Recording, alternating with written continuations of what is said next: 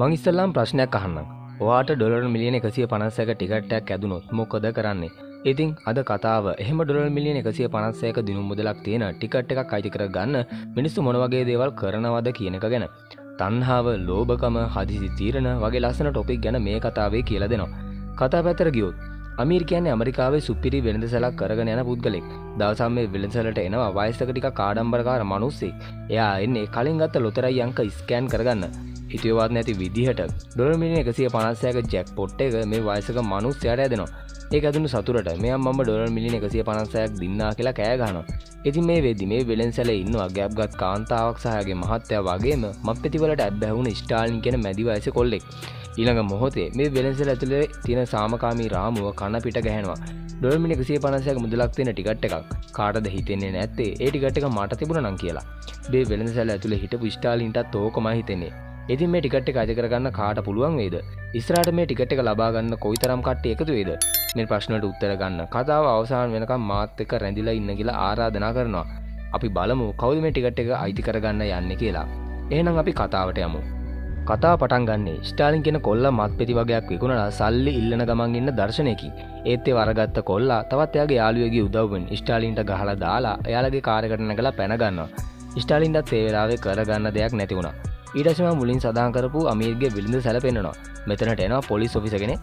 ඒ වගේම ඉන්නවා කපල් එකක්. මහත්තයාගේ නම ඉබ්‍රහීම්, නෝනාගේ නම ඇනා. ඇනා ගැප් ගෙන ඉන්නේ. ටික වෙලාවකම මෙතන ස්ටාලින් සහ වයසක ආඩම්බරකාර මිනිස්සෙක් එනවා. ඒ ආපු වයසක පුද්ගලයා බඩු වගේක් ගන්න අතරේ ළඟ තිබුණ ලොතරැයි අංක පරීක්ෂා කරන්න අමීර්ගේ ෂොප් එකේ තිබුණ මැෂින් එක භාවිතා කරනවා. බැරි වෙලාවක් කීයක් හරි ඇදුනොත් මේ මැෂින් එක තියන් ඉන්න ෂොප් එකේ අයිතිකාරයාටත් ඒ ඇදුණු ගාණින් 100%ක් ඒ ලොටරි කම්පැනි එකෙන් ගෙවනවා. ඉතින් මෙහෙම ළඟ තිබුණ ටිකට් එකකින් එක පරීක්ෂා කරද්දී ඩොලර් මිලියන 156ක තෑගි මුදල මේ පුද්ගලයාට ඇදෙනවා. දැනුණු සතුටට කෑ ගහලා මට ඩොලර් මිලියන 156ක මුදලක් ඇදුනා කියලා කියනවා. ෂොප් එක ඇතුලේ හිටපු හැමෝටම මේක ඇහුණා. ස්ටාලින් කියන්නේ මත්පෙති වලට ඇබ්බැහුණු කෙනෙක්. අනික එයා ගාව ගන්නෙකුත් තියෙනවා. මෙහෙම chance එකක් ළඟ තියේදී කාටද හිතෙන්නේ නැති ඒක අරගන්න. ඔව් ස්ටාලින් ළඟ තිබුණු දේවල් වලින් මුහුණ කවර් කරගෙන ගන්න එකත් අරන් අර වයසක මිනිස්සයාගේ දිහාවට කඩම් පනිනවා. තාම ෂොප් එක ඇතුළට පොලිස් ඔෆිසර්ත් ඉන්නවා. එයාට මේ කලබලේ ඇහෙන්නේ නැහැ. එයා වැඩක ඉන්නේ. ඉතින් ඒ වැඩි වුණාට පස්සේ ඔෆිසර්ට ඇහෙනවා ෂොප් එක ඇතුලේ කලබලයක් කියලා. ගන්න එක අරගෙන හිමීට බොස් රූම් එකෙන් එළියට ආපු ඔෆිසර් සීන් එක දිහා ටිකක් වෙලා බලාගෙන ඉන්නවා. ස්ටාලින් ගන්න එකෙන් වයසක මිනිස්සයා කොහොම හරි බය කරලා ටිකට් එක තමන් යරටද ගන්නවා. ඒ වෙලාවෙම ක්‍රියාත්මක නොබිස ගන්න එක අරගෙන ස්ටාලින් ඉන්න පැත්තට වෙඩි තියනවා. ඒත් ඒ උණ්ඩේ වදින්නේ වයසක පුද්ගලයාගේ මූණට. එයාත් එතනම මැරෙනවා. ඔෆිසර් ඉලක්කේ වැරදුනා. ඒ තාමත් ගන් ෆයිට් එක ඉවර නැහැ. ඒක අවස්ථාවක ස්ටාලින්ට පුළුවන් වෙනවා ඔෆිසර්ගේ උරහිසට උණ්ඩ දෙකක් බාසන්න. ඔෆිසර්ත් එතනම බිම වැටෙනවා. එනා දැන් හොඳටම කලබල වෙලා ඉන්නේ. ඉබ්‍රහීමුත් තනාව සංසුන් කරනවා. මේ කලබල වෙන අතරේ අමීර් යාගාව තිබ්බ ගන්න එක ගන්න ගියත් ඒක ස්ටාලින්ට අහු වෙනවා. අමීර් වලගත්ත ස්ටාලින් කැමරා තියෙන කාමරයට එයාව එක්කන් යන්න කියලා කියනවා. දැන් මේ ෂොප් එක ඇතුලේ හිටපු ඔක්කොම අය ඉන්නේ කැමරා සිස්ටම් එක තියෙන කාමරය ඇතුලේ. මේ කට්ටිය භාවිතා කරලා මරපු අයව හංගලා ෂොප් එකම පිරිසිදු කරලා තියෙන්නේ. ස්ටාලින් ගන්න එක දික් කරලා අමීර්ට කියනවා කැමරා ෆුටේජ් ටික ඩිලීට් කරන්න කියලා. මෙයා ගන්න එක පොඩ්ඩක් පැත්තට කරන්න අපිට පුළුවන් වෙයි පොඩ්ඩක් කතා කරන්න කියලා අමීර් ස්ටාලින්ට කියනවා. ස්ටාලින්ටත් කොහොම හරි ඕනේ දැන් මේ සල්ලි ටික ගන්න. අමීර් කියනවා මේ වෙලා තියෙන දේවල් එක්කේ සල්ලි ගන්න එක ලේසි දෙයක් නෙවෙයි කියලා. මොකද දැන් මෙතන මිනි මැරුම් දෙකක් වෙලා තියෙනවා. ඒ නිසා සල්ලි කම්පැනි එකෙන් ගෙවන එක කැන්සල් කරන්න පුළුවන්. ස්ටාලින් මේ වෙලාවේ අමීර්ගේ මේ කපල් එකේ පෞද්ගලික තොරතුරුත් අහලා ඒ කට්ටිය ටිකක් දැන ඇඳුන ගන්නවා. ස්ටාලින් කියන්නේ අපි හැමෝටම එකම අදහස තිබ්බේ නමුත් මම විතරයි ක්‍රියාත්මක වුණේ කියලා. ඔව් ඉතින් කවුරුත් ඒ වෙලාවේ හිතනවා ඒ ටිකට් එක Tamanට තිබ්බනම් කොච්චර හොඳද කියලා. මේකෙන් බේරෙන්න අපි කතාවක් හදන්න ඕනේ කියලා කියනවා. ඇමරිකාවේ කළුසුදු ભેදය කලින් තිබ්බනේ.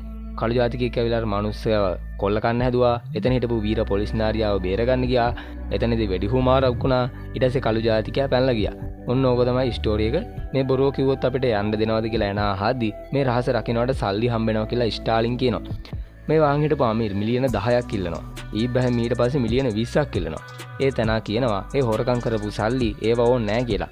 එතකොට ස්ටාලින් කියන්නේ මේ ඇමරිකාව කවුරුත් හොයන්නේ නැහැ මොනවා කරලාද සල්ලි හොයුවේ කියලා. ඉතින් ඔයාලට ඕනේ නැත්තම් යන්න පුළුවන් කියලා කියනවා. මං ඔයාලව ප්‍රාණාපකරුවන් විදිහට තියාගන්න නැහැ කියලාත් කියනවා. ඇනා මට මේක කරන්න බෑ කියලා යන්නේ ආදී ඉබ්‍රහීම්ව නවත්තලා කියනවා අපි අපේ බබා වෙනුවෙන් මේක කරමුයි කියලා. මොකද මෙතනින් නිකන් එළියට යනවට වඩා එක බොරුවක් කියලා මිලියන ප්‍රතික් කියලා එළියට යන එක ඇත්තටම හොඳයි නේද? අන්න ඒ විදිහට තමයි ඉබ්‍රහීම් හිතන්නේ. මෙහෙම මේ කට්ටිය කතා කරගෙන ඉද්දී සද්දයක් ඇහෙනවා. බැලින්නම් අමීර්ගේ සහෝදරයා ඇවිත් ෂොප් එකේ දොරට තඩි බානවා. අමීරුත් මං යාව කොහොම හරි යවන්නම් කියලා එළියට යනවා.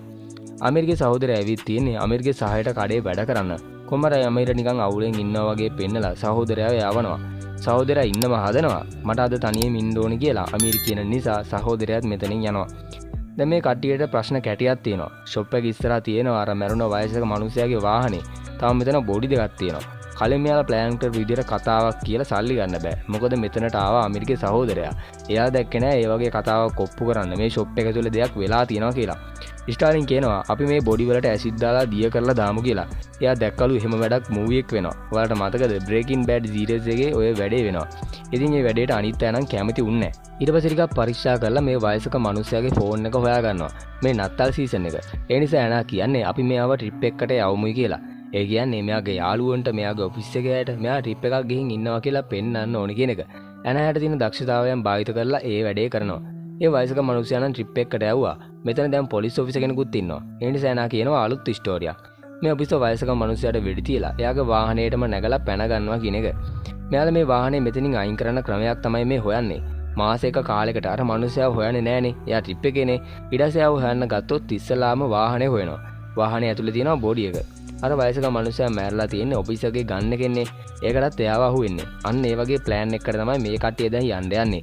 ඔඩ දැන් ටිකකට පස්සේ කොහොමවත් හිටපු මැස්සෙ රින්ගනවා අර පොලිස් ඔෆිස් එකේ කට ඇතුළට. ඒ නිසා මෙයාට සිහි එනවා. මෙච්චරලා මැරලා කියලා හිතපු කෙනා මැරිලා නැහැ. එයාට සෑහෙන අමාරුයි. ඒ නිසා ගන්නවා එයා තාත්තට කෝල් එකක්. මේ ඔෆිස් එකේ තාත්තත් ඉන්නේ ස්ටැට් එකේ. ඩික් තමයි යාගේ නම. ඩික් යාගේ තවත් යාළුවෝ දෙන්නෙක් එක්ක ඩ්‍රින්ක් එකක් දාන ගමන් ඉන්නේ. මේලා පුතාගෙන් කෝල් එකක් එන නිසා ඩික් යනවා පැත්තකට. ෂොප් එක ඇතුළේ වුණ හැමදේම පැහැදිලි කරාට පස්සේ කියනවා තාත්තට ටක් ගාලා එන්න කියලා. ඔෆිසත් කතා කරන්නේ ඒ ටිකට් එක ගැන. මේ කතා බහෙන් තේරෙනවා ඔෆිසත් හදන්නේ තාත්තගේ උදව්ව ඇතුව ඒ ටිකට් එක අරගන්න. ඉතින් ඩිකොත් ගිහින් මේ සිදුවීම යාගේ යාළුවෝ දෙන්නටත් කියනවා. ඒ දෙන්නත් සැට් එකේ තමයි. මෙයාලට කොහොමත් ගන් පවර් එක තියෙනවනේ. කොහොමත් මෙයාලේ ලොතරැය ගන්න යන පාරක් තමයි තියෙන්නේ. දැන් ස්ටාලින් ඇතුළු කට්ටිය ඒ කට්ටියගේ ප්ලෑන් එක දියත් කරන්න යන්නේ. දැන් අර වයසක මිනිස්සයා ට්‍රිප් එකක් යන්න යන්නේ. ඒ කටයුතු ටික ඇනා ඉස්සලා ෆෝන් එකෙන් හැදුවා. වාහන එලවගෙන යන්න කෙනෙක් ඕන නිසා ස්ටාලින් මේ වැඩේට ඉබ්‍රහීම පාවිච්චි කරනවා. මොකද එනාව මෙහි තියාගන්න ඕනේ. ඉබ්‍රහීම යන අතරේ පොලිසියට ගියොත් එහෙම එක කේස්නේ. ඒ නිසා ෆෝන් එකක් අරගෙන ඒක වාහනේ ඉස්සරහා අලවනවා. ඉබ්‍රහීම් සහ ස්ටාලින් කෝල් එකකින් සම්බන්ධ වෙලා තමයි දැන් මේ වැඩේ කරන්න යන්නේ. ඊට පස්සේ එනාටත් පරිස්සමෙන් ඉන්න කියලා ඉබ්‍රහීම් යනවා වාහනේ අරගෙන. එහෙම ගිහපු ඉබ්‍රහීම්ට එක තැනකදී නවතින්න වෙනවා. එතන දුම්බුරිය හරස් මාර්ගයක් නිසා. ඒක කෝල් එකේ ඉන්න ස්ටාලින්ටත් කියනවා. මේලදී ඉබ්‍රහීම් තීරණය කරනවා වාහනෙන් බහලා කාගෙන් හරි උදව් ගන්න. එහෙම කරන්නේ ට්‍රේන් එක යන සද්ද නිසා කෝල් එකකින් ස්ටාලින්ට ඉබ්‍රහීම් කෑ ගන්න වැහෙන්නේ නැහනේ. එන්නේ ටයිම් එකෙන් ප්‍රයෝජනයක් ගන්න කියලා හිතාගෙන තමයි එහෙම කරන්නේ. එහෙම ටික වෙලාවක් උදව් ඉල්ලලා බැරිම තැන ආපහු ට්‍රේන් එක ගිහින් ඉවර වෙන්න කලින් වාහනේට යන්න ඉබ්‍රහීම් තීරණය කරනවා. වාහනේ ළඟට යද්දිම වාහනේ ළඟ එනවා සිකියුරිටි කෙනෙක්. ඉබ්‍රහීම් දැන් හොඳටම කලබලලා ඉන්නේ. කතා කරන්න වචනෙන්නෙත් නැහැ. ඒ සිකියුරිටි කාර්යය මෙතන මොකක් හරි අවුලක් තියෙනවා කියලා හිතිලා ඉබ්‍රහීම් අල්ලගෙන මාංචු දාන්න යද්දිම ඉබ්‍රහීම් ඒවත් අල්ලු කරලා පැන ගන්න උත්සාහ කරනවා. ඒත් ඒ සිකියුරිටි කාර්යයත් වැඩේ අතාරින්නේ නැහැ. එක අවස්ථාවක ඉබ්‍රහීම් මේ සිකියුරිටිත් එක්ක බිමට වැටෙනවා. ඒ වෙලාවේදී අරගේ ඔළුව බිම වැදුණු නිසා පොරට සිහිය නැති වෙනවා. දැන් ඉබ්‍රහීම්ටත් වෙන කරන්න දෙයක් නැහැ. මේවා මෙතන දාලා යන්නත් බෑනේ. ඒ නිසා සිහිය නැති වෙන්න සිකියුරිටිවත් වයසක මිනිහයාගේ බොඩි එක ළඟින් දාගෙන වාහනේ අරන් යනවා.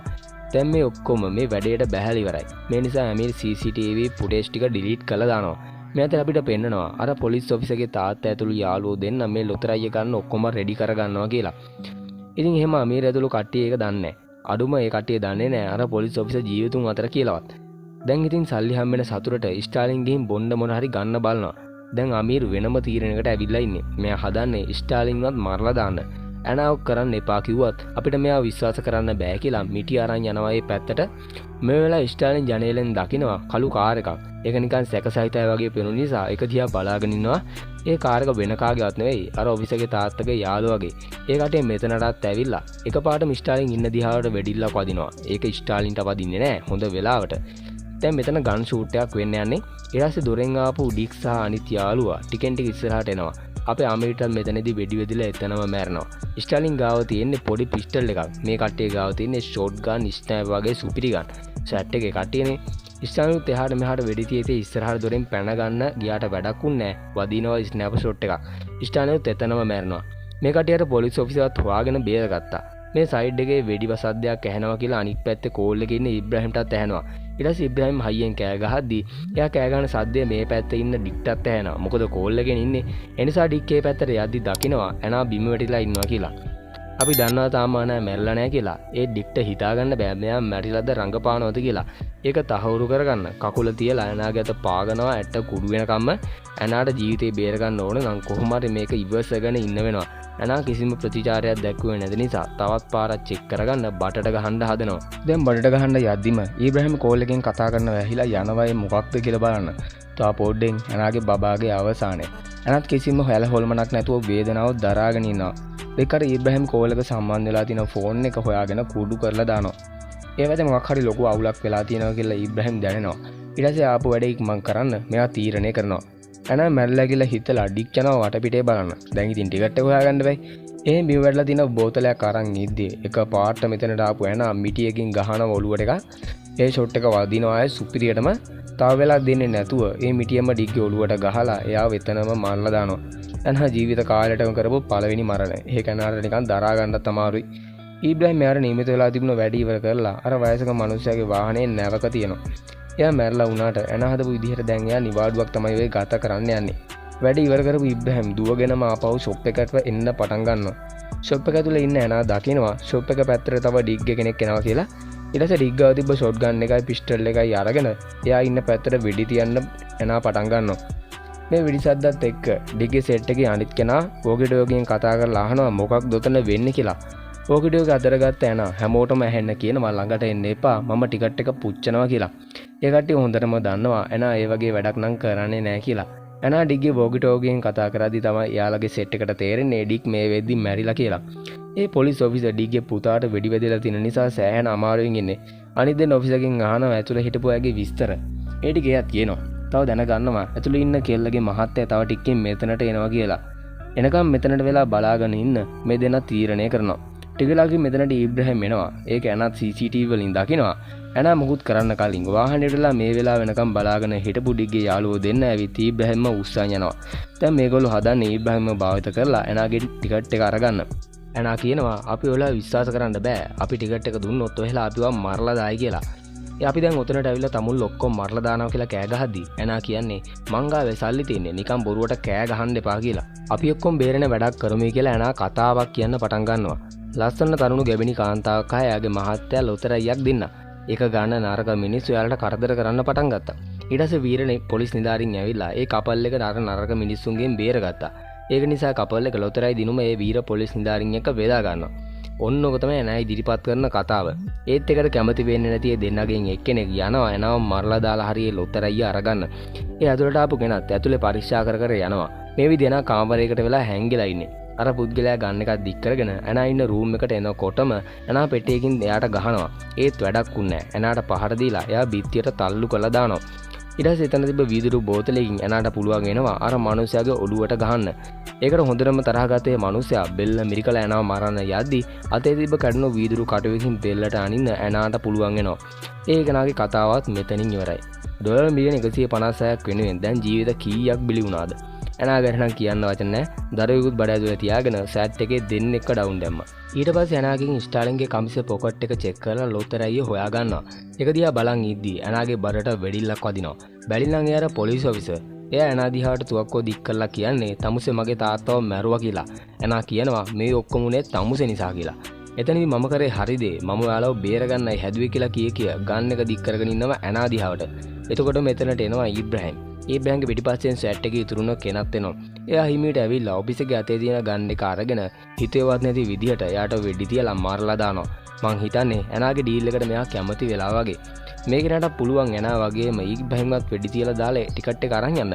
ඒත් එහෙම බෑ. එතකොට මෙතන කතාවක් නැහැනේ. කෙලින්ම මේ ස්වැට් එකේ පොර වැඩිකාරයෙක් එනවා. අනිවාර්යෙන් ඇනාවයි ඉබ්‍රහීම්මයි මරන්නේ නැතුව දෙගොල්ලන්ටම වාසි වෙන විදිහකට මේ වැඩේ ගෙනියන එක තමයි හොඳම දේ. ටිකලාගෙම මෙතනට ඇම්බියුලන්ස් පොලිසිය අය ඇවිල්ලා ඇනාලාව හොස්පිටල් එකට ගත කරනවා. අන්තිමට අපිට පේනවා මාධ්‍ය සාකච්ඡාවක්. ඒ අර ඇනාලත් එක්ක ඩීල් එක ගහපු කෙනා. එයාව මීඩියකටත් ගෙනලා. දැන් එයා නිකන් වීරෙක් වගේනේ. ඇත්ත ස්ටෝරිය දන්නේ ඇනා ඉබ්‍රහීම් සහ මෙයා විතරයි. ඒකේ කියන විදිහට ඇනාලා ඩොලර් මිලියන 78ක්. ඒ කියන්නේ ලොතරැයි දිනුමෙන් හරියටම භාගයක් මෙයාට දීලා කියලා. කොමඩියේ ප්‍රශ්නේ විසඳුණා. දැන් මේ වෙදි ඇනාට ලස්සන බබෙක් හම්බෙලා. ළඟම ඉබ්‍රහීමුත් ඉන්නවා. අයිස්ක්‍රීම් එකක් කන්න ෂොප් එකට ගිහුව මේ කපල් එක ෂොප් එකෙන් එළියට ආවේ ඩොලර් මිලියන 78ක් එක්ක. ඉස්සරහට මේ කටේ සතුටින් පෞල් ජීවිතයක් ගත කරයි කියලා අපිට හිතන්න පුළුවන්. තණ්හාව, හදිසි තීරණ, ලෝභකම වගේ ලස්සන ටොපික් ගැන මේ කතාවේ සඳහන් කරලා තිබුණා. කොහොමද මූවි එක? ඔයාලගේ අදහස යටින් කමෙන්ට් එකක් විදිහට දාන්න. ඒ වගේම මූවි එකට කැමති නම් ලයික් එකක් දාලා channel එක subscribe කරලා තියාගන්න. එහෙනම් තව ලස්සන මූවි එකකින් හමු යමු. Thank you.